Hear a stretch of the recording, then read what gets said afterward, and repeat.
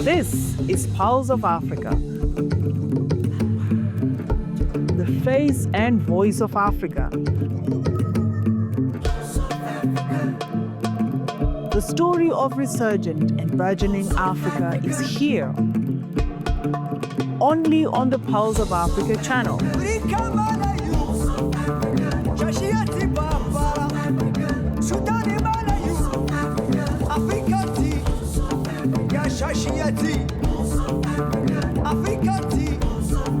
Pulse of Africa, the face and voice of Africa.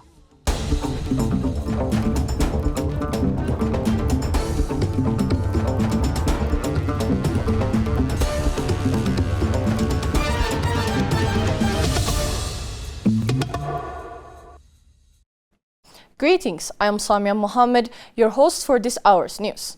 We'll be covering stories from across Africa, so stay tuned for the latest updates. Starting with news from the African Union. The chairperson of the African Union Commission, Mohamed Ali Yusuf, on Monday received Bruno Rodriguez Parilla, Minister of Foreign Affairs of the Republic of Cuba. Their discussions underscored the historic and enduring bonds between Africa and Cuba, rooted in shared values and solidarity. The chairperson commended Cuba's steadfast support to Africa, particularly in fields of health and education. Minister Rodriguez upholded the AU's leadership and its strong voice on the global stage, notably in advancing regional integration, infrastructure development, peace and stability across the continent. The chairperson and Minister Rodriguez reaffirmed their commitment to strengthening AU-Cuba relations and to advancing multilateral cooperation, including through the African Union and the Community of Latin American and Caribbean States. Economic Community of West African States and West African Economic and Monetary Union and Senegal are finalizing plans for EcoFest Dakar 2025, West Africa's major cultural festival, set for November 30 to December 7, 2025. From October 14 to 17, organizers will meet in the Dakar to coordinate logistics, partnership, communication, and artistic programming. The theme, Political Change and Crisis in West Africa, What Can Culture Do?, highlights culture as a tool for peace and unity amid regional instability. The festival will feature performances, exhibitions, forums, youth dialogues, trade, fairs, and film screenings at key venues like Dakar Arena and Grand Theatre Dodo in Kumba Rose. Senegal was chosen for its strong cultural infrastructure. EcoFest marks a shift for ECOWAS toward cultural integration and dialogue. Joint organization with UEMOA shows regional cooperation. October's meeting will address artists' travel, accommodation, sponsorship, and representation. EcoFest aims to be a lasting cultural platform for West Africa. POA, the Pulse of Africa. I would like you to follow POA, the Voice of Africa. This is the face and the voice of Africa. We want you to watch this all the time. The Voice of Africa. Stick with it. You will see Africa, how it will change for the better.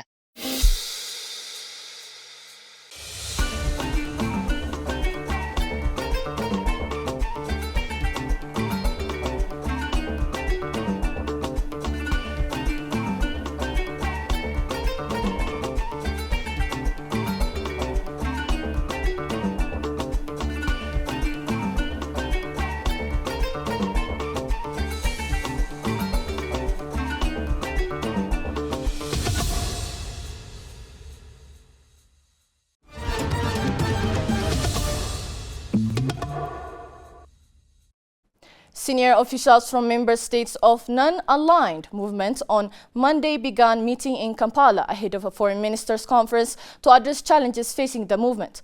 Ugandan Foreign Minister J.J. Odungo, who opened the NAM Midterm Ministerial Review meeting held under the theme Deepening Cooperation for Shared Global Affluence, called for collective effort and renewed commitment among member states.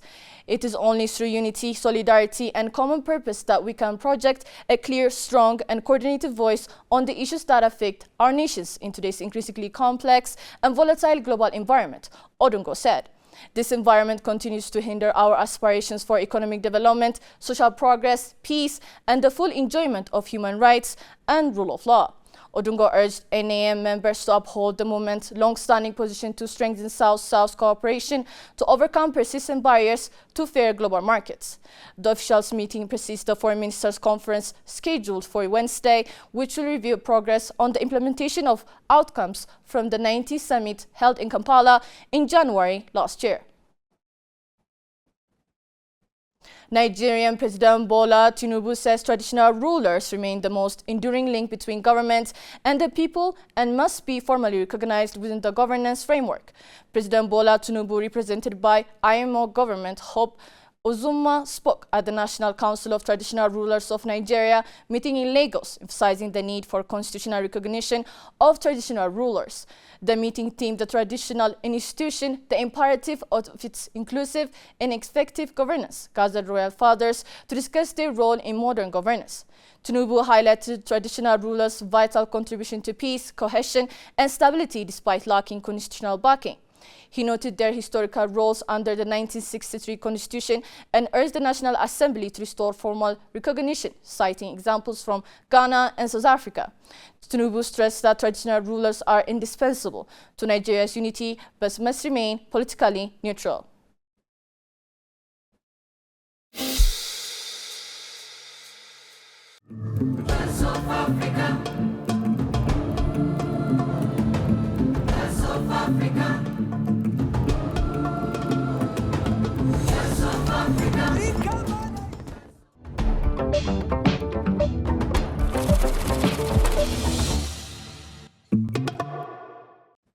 Now to business news.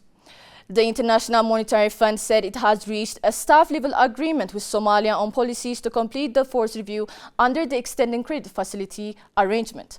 The IMF said in a statement issued Sunday that the agreement, following discussions held between September 16 and October 8, would enable the release of $30 million, subject to approval by the IMF Executive Board.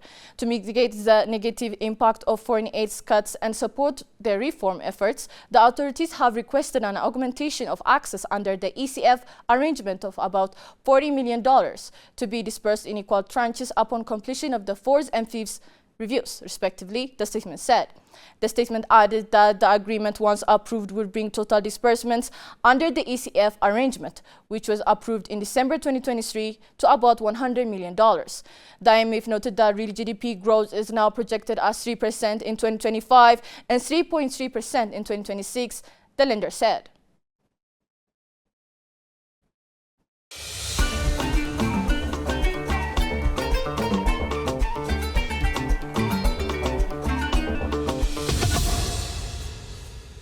Finally, Algeria has signed a $5.4 billion production sharing agreement with Saudi Arabia's Midad Energy, partnering with state-owned Sonatrach to explore and develop oil and gas reserves in the Illis Basin. The 30-year contract, with an option to extend for another 10 years, includes a 7-year exploration phase fully funded by Midad, with $288 million allocated specifically for exploration. The Illis South perimeter, located approximately 100 kilometers south of Imans, near the Libyan border, holds significant hydrocarbon potential. The deal aligns with Algeria's strategy to modernize its energy infrastructure, expand production, and attract foreign investment, while giving Saudi Arabia a long-term stake in North Africa's energy sector. The agreement highlights deepening economic and energy cooperation between Algeria and Saudi Arabia. Earlier this year, the two countries signed 5 agreements covering energy, trade, industry, tourism, and legal services. Next, let's check the current weather forecast.